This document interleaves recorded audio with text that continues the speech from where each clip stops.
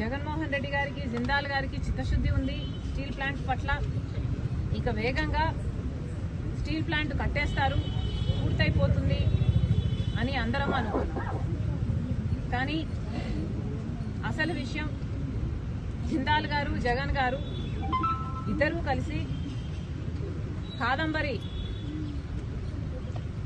అనే ఒక మహిళని ఎలా కట్టడి చేయాలి అని స్కీములు వేసుకున్నారు అని ఇప్పుడు అర్థమవుతుంది. మామూలు స్కీములు కాదు, ప్లాన్లు కాదు, మాస్టర్ ప్లాన్లు. ఒక ఆడదాన్ని ఒక్కదాన్ని చేసి స్కీములు వేసి మాస్టర్ ప్లాన్లు వేసి ఆమెను తొక్కడానికి చూశారు.